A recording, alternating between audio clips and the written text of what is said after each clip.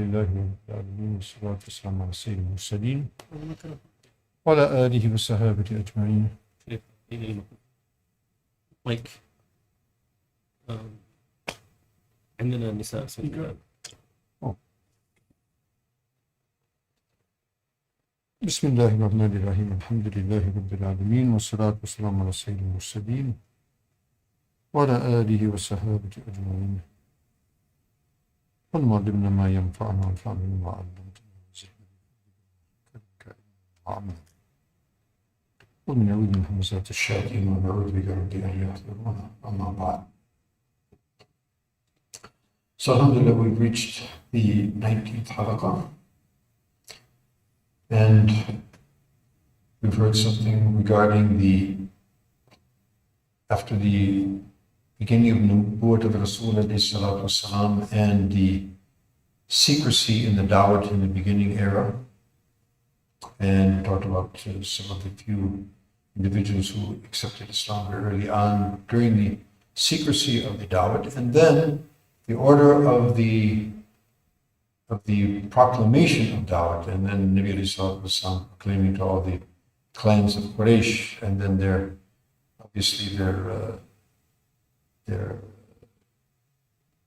amazement at this and their refutation of the whole concept. They weren't prepared to accept that at all. So after some of the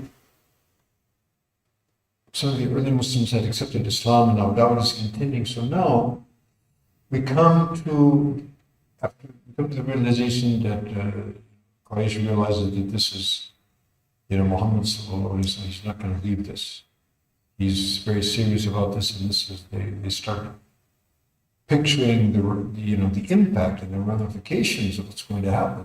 This is the center of the Arabian culture and Arabian society, which very profoundly engages idolatry, and it's the business hub, and so they see their whole situation and their whole system being threatened. So now they decided we have to take some action on this.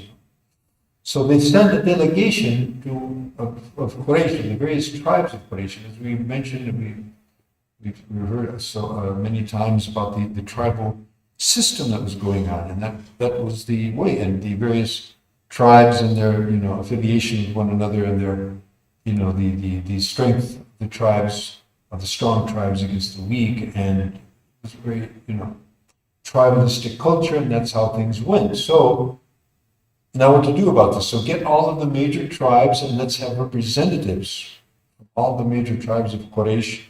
We go to Abu Talib and tell him, look, your nephew has to stop. So from Bani Abd Shams, Utbah and Shayba ibn Rabi'a, two sons of Rabi'a, and then from Bani Umayyah, Abu Sufyan ibn Harb, who of course was one of the commanders-in-chief later on, and ultimately accepted Islam. And then from Bani Asad, Abu Bukhtari, Al-As ibn Hisham, and Al-Aswad ibn Abdul Muttalib. And then from Bani Makhzum, Abu Jahl, and actually his name was Amr ibn Hisham, and better known as Abu Jahl, because of his extreme ignorance, obviously. And then the chieftain, this was probably the most influential person of all in Quraysh at that particular time, Al-Walid ibn al-Mughira.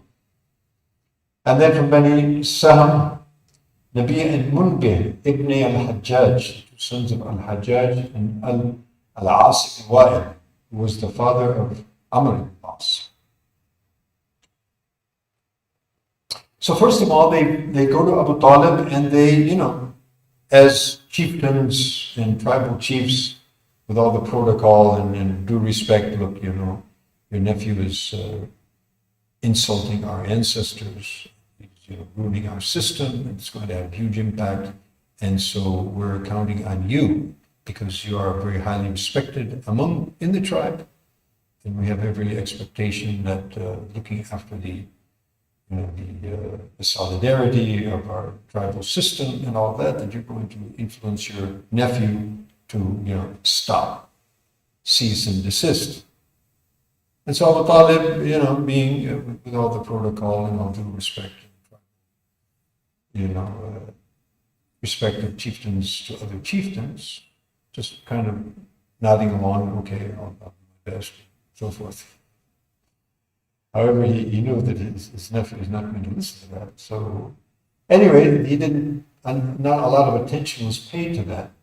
And there wasn't any action, obviously, from the side of Abu Talib. And Nabi Sallallahu continued his effort. So now they realize that this is not working. We need to go back and be a little bit more firm. So they go back the second time, the same delegation goes back, and they threaten him. They say, look, we told you that this is not going to be tolerated. And this is threatening our whole, our system, and our whole, supremacy, among the Arab, nation is under threat. And so you are going to ensure that your nephew is going to stop. If not, then it's going to be war. And it's either one of the two sides is going to, is going to, extinguish the other. And so Abu Talib realized, now this is very serious and in business. So now he goes to Rasulullah and tells him that, look, the people have come to me and they're not going to tolerate this, and don't put me in a situation that I or you or anyone can bear. This is getting too much. You're going to have to, curtail this. So now Rasulullah, and as you know, now Rasulullah, they can't put a hand on him because of that tribal system. And as we mentioned earlier on, if somebody comes and becomes an ally, or he's part of that tribe, or even if he becomes an ally of that tribe, he has the protection of that tribe. It's kind of like the gang system, out there in the street. You're with such and such gang, and that's how it was. It's just basically a gang system. That's what the tribal things are. So, respecting that, okay, fine, but now it's getting to the extent that they're not going to tolerate that. And so now Rasulullah, being protected by Abu Talib, they can't lay their hands on it. But now Rasulullah understands that perhaps Abu Talib is going to have to give up and take his hands off and give up his protection. Which is very, obviously, it means that's the end. But now there's no one to. So all these are clans within Quraysh, right? Yeah. Abdul Shams, Umayyah. Exactly. Yeah, these are what are called Batun. These are the sub-clans of Quraysh. So which clan was Abu Talib was? It was Bani Hashim. Bani Hashim. Yeah. Okay. So Abu Jahl was although he was Rasulullah's uncle. No. He was No. not from Bani Hashim. No, Abu Lahab. Okay. Yeah. So Abu Lahab is. Abu Lahab was Lahab. he was his uncle, his father's brother. Okay. And now those uncles, by the way, they were sort of neutral. Abbas and Hamza and all his uncles, they were neutral. We'll find that Bani Hashim and Bani Abdul Muttalib, these two tribes, they were, even those who didn't accept Islam, they were not going to, because even in Jahiliyyah, they were used to help one another. They were together. And that was another history that we talked about long ago. There was a pact between, part of Quraysh and so there was a basic split between Quraysh, and actually, as we mentioned earlier, it also came to play when Rasulullah started his da'wah. That those who are already against Bani Hashim and Bani Abdul Muttalib, they just flamed the fires of that animosity. Okay, so now Rasulullah understands that, okay, Abu Talib is no longer going to be able to protect me. So then he said his famous statement, to Abu Talib, that look, if they come and they place the sun in my one hand and they place the moon in my other hand, I'm not going to give this up. And I will continue my da'wah and I'll continue this effort until either Allah subhanahu wa ta'ala decides in my favor or I die, in that path. So regardless, you protect me, don't protect me. I'm going to carry out my mission. You know, put the sun in one hand, put the moon in one hand. I'm not giving.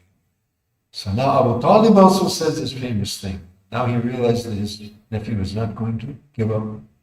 So he said, all right, go my Ibn Akhi, my nephew, basically, the son of my brother.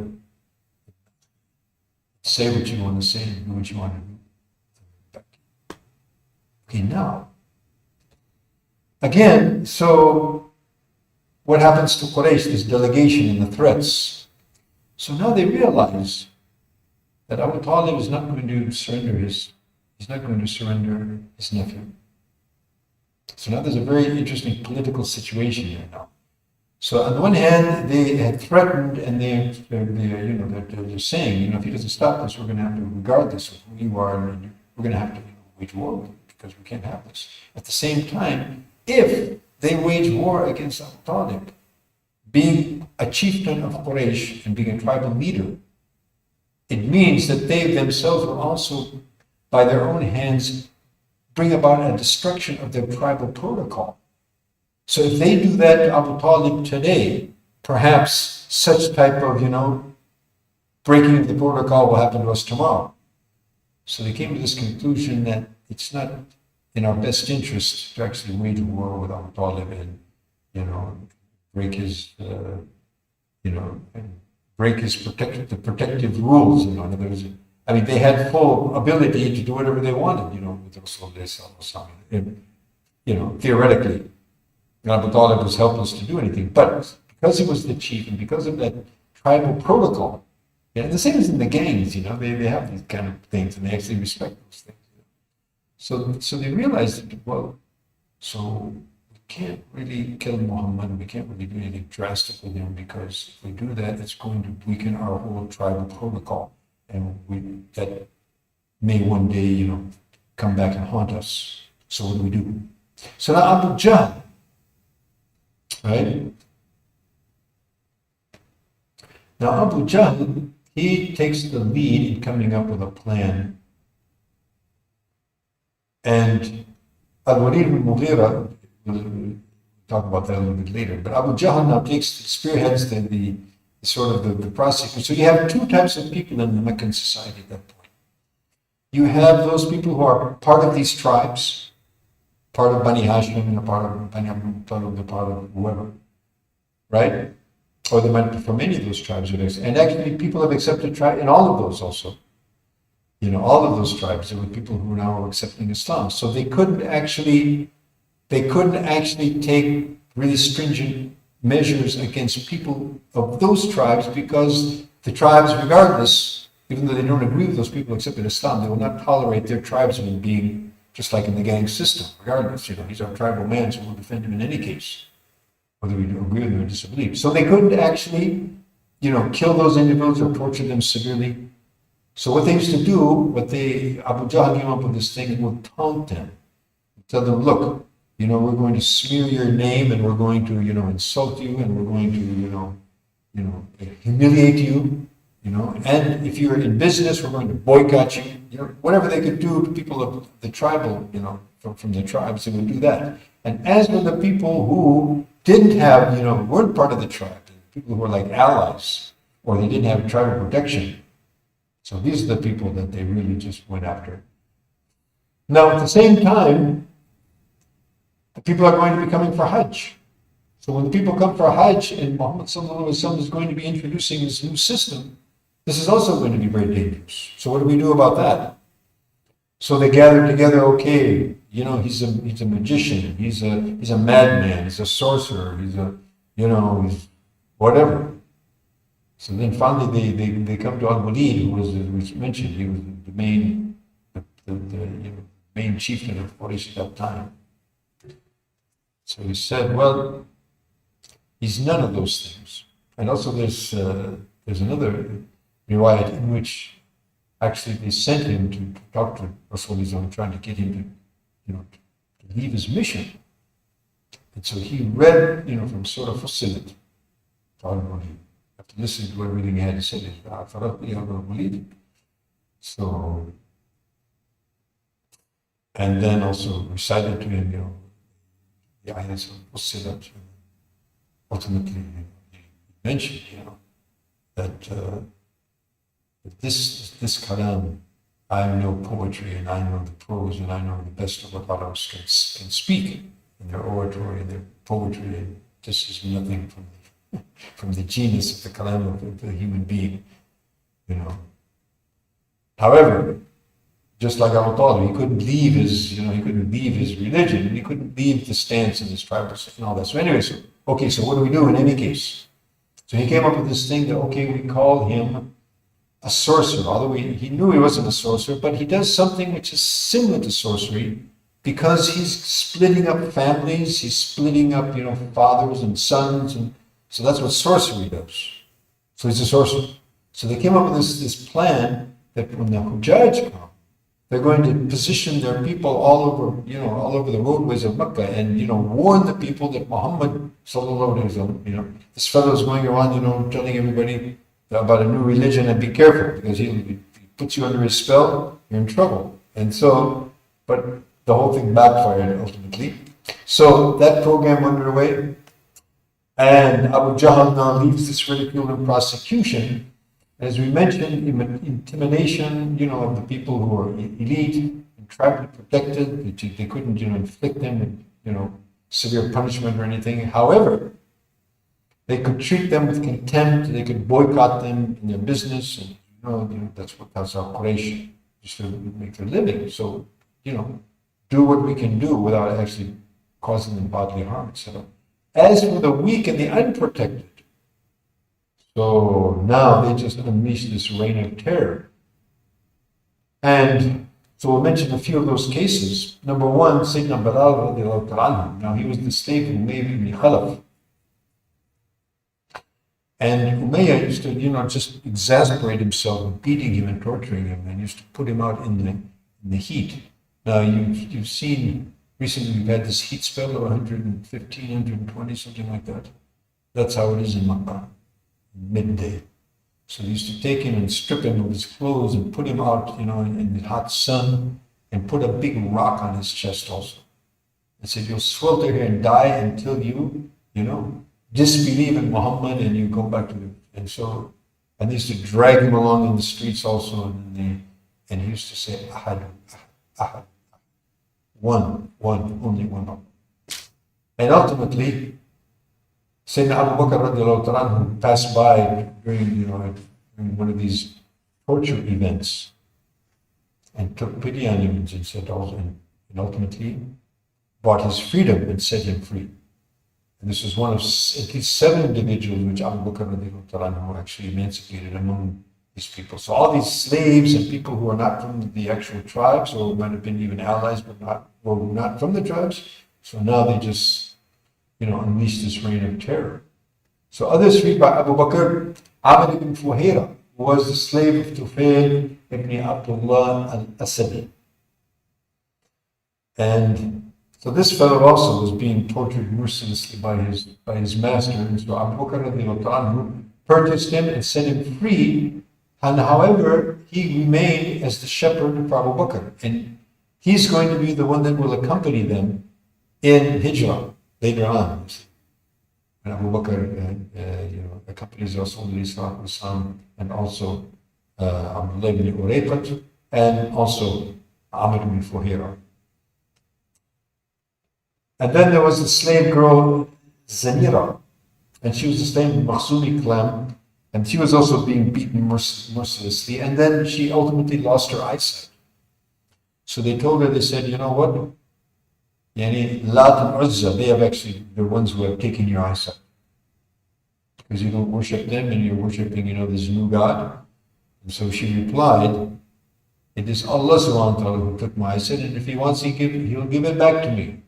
And the next day she woke up and her eyesight, as they mentioned, the rights, and the next day her eyesight was returned back. So Abu Bakr also found out about her and purchased her and freed her as well. And then there was Nahdiya and her daughter, and they were both slaves of a woman from Abdul Dar, from the Qabil of Abdul Dar. So This woman also, mercilessly, tortured them and gave them a hard time. So she once gave them some flour to bake, said, bake bread for me. So in the meantime, Abu Bakr radiallahu anhu came and said, why don't you let these girls go? She said, and actually she had made an oath, that woman who owned them had made an oath that she would never give them their freedom. So I said, why don't you break that? Give them their freedom, have mercy on them. He said, you're the one that's caused, you're the one that's brought them in all that trouble. Why don't you do it? He said, okay, I will. So he bought them and freed them as well. Similarly, Ulais, she was also a slave woman from Al-Aswad, Aswad ibn Abd Yahuth. And since he was from the Bani Adi, Abd Yahuth, and so that was also the Qabila of Sayyidina Umar. And at this point, Umar was, not only he wasn't a Muslim, but he was also a staunch enemy of Islam.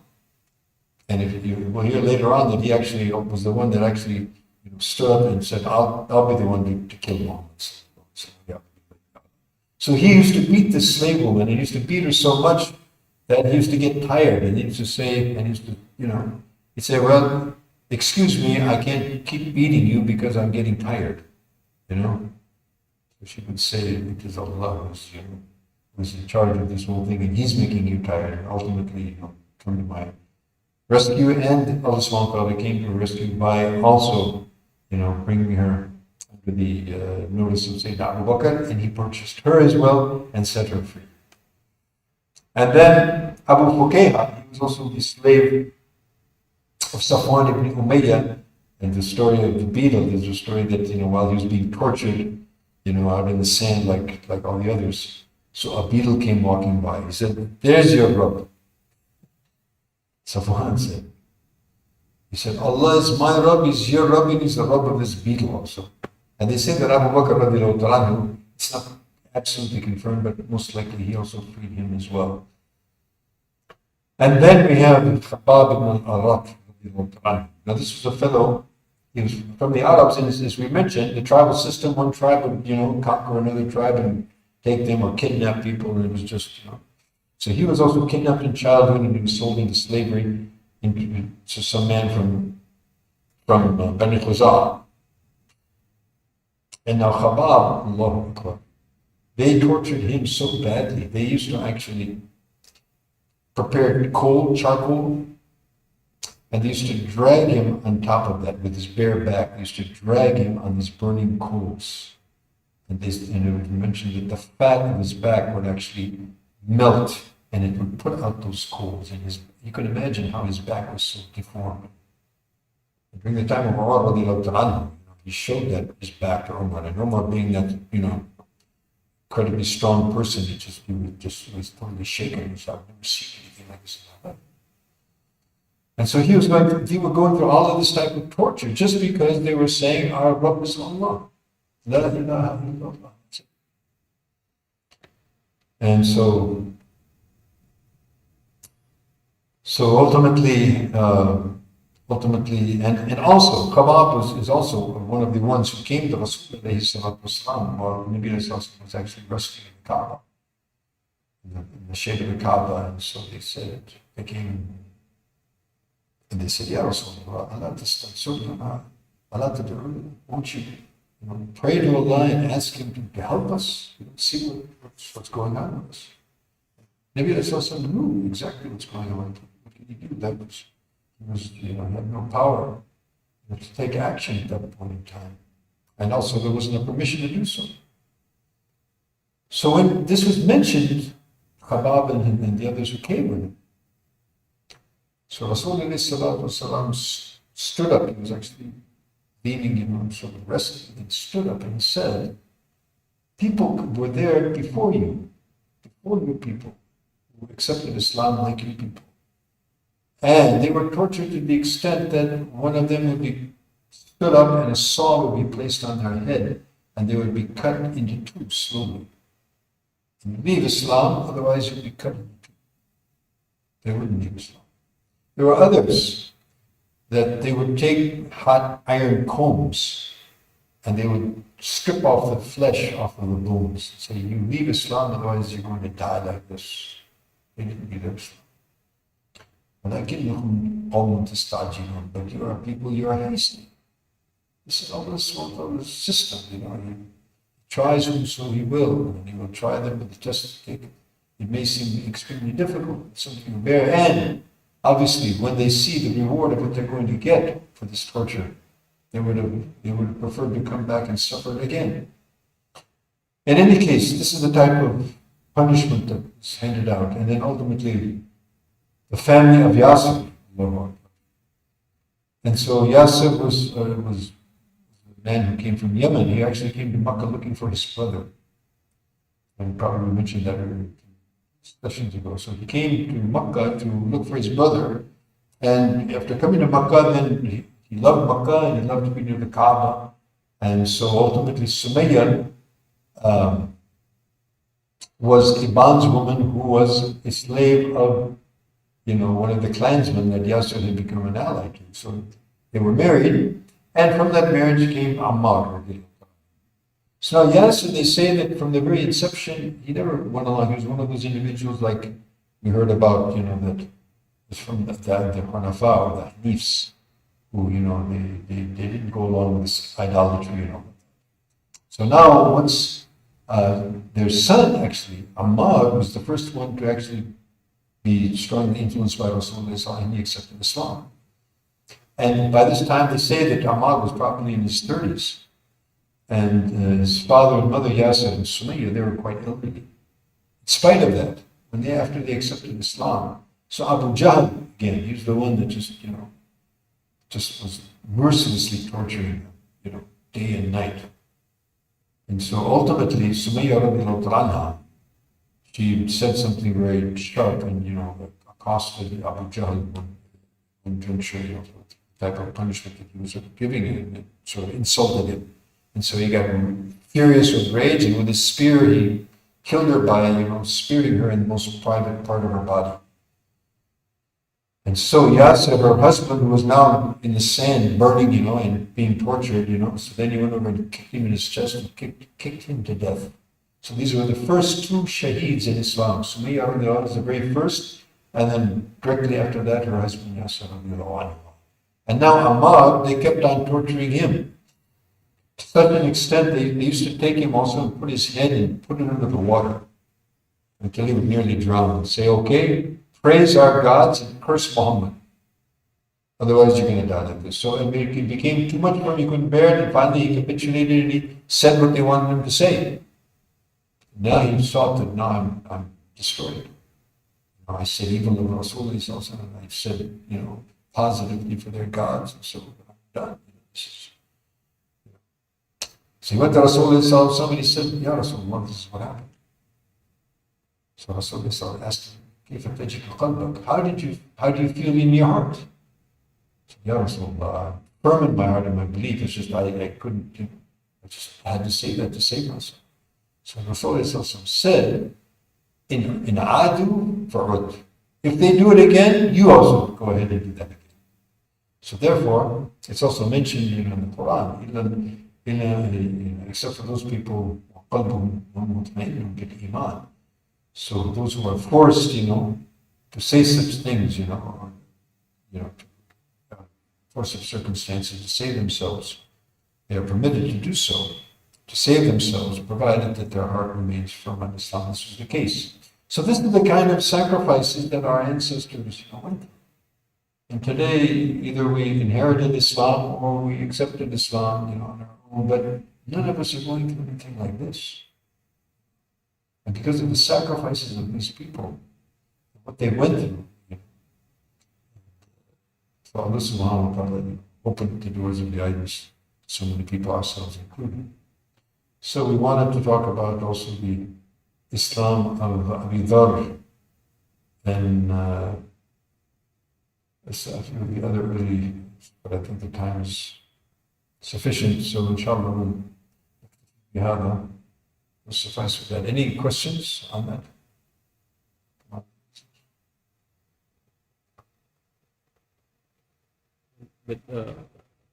But Abu Bakr Siddiq radiallahu anhu, he didn't free the family of Yasir radiallahu anhu. No. Is Khabab radiallahu anhu the same who was teaching the sister of Umar radiallahu anhu?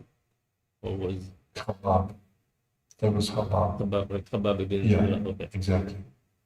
Khabab ibn al-Arat. Radiallahu ta'ala. Yeah, exactly. So may Allah subhanahu wa ta'ala bless those people, subhanAllah, what sacrifices they went through. And we have to thank Allah subhanahu wa ta'ala. Therefore we ask, don't give us a burden like He's burdened the people who came before. Otherwise, if we put through such things, which of us would actually take that?